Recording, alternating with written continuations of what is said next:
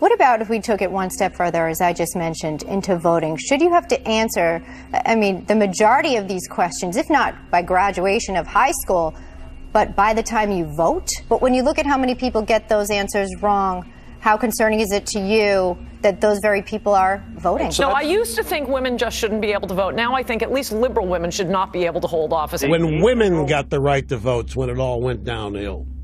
Because that's when votes started being cast with emotion and maternal instincts that government ought to reflect. The same reason why young women on juries are not a good idea. They don't get it. Right. They're not in that same life experience of paying the bills, doing the mortgage, kids, community, crime, education, health care. They're like healthy and hot and running around without a care in the world. Do you think it's a hard thing to get an ID today, Rich? Is it a hard thing to get a voter ID? For some people difficult? it is. Not for you, not for I.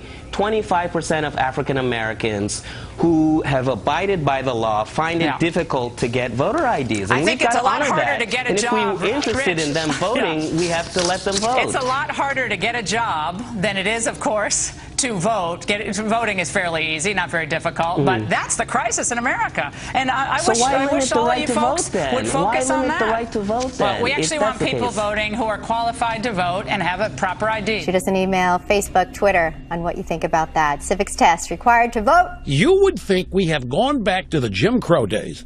You would think that we're back in a civil war. You would think we're back with poll tests and all kinds of things.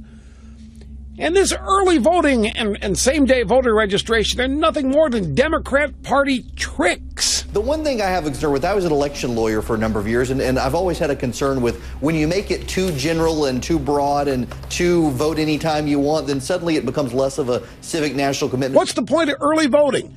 Pure and simple. Democrats and get out the vote efforts. Pure and simple. There's no reason for early voting. And I don't think as a general matter you should be encouraging people who don't know anything about what they're voting for to vote. That's what the Democrats do, giving Newports to the homeless to get them to the polls. That's literally true. Last Friday, a federal appeals court dissolved the injunction against Wisconsin's voter ID law. There is only a handful of voters who won't get IDs by Election Day, but they're perceived as Democrats. When both sides are locked in, and even a handful can tip the scales. Somebody's making an effort to get these young people to go out and vote, because we just talked about a poll the other day. It shows that they are just disinterested in these midterm elections. I mean, a very small percentage of them. Maybe they feel like government has failed them. Do we want them to vote if they don't know the issue? No. This is where they call it out numbers. You absolutely don't. Anything. So do you really want to motivate them to vote and be ignorant at the polls?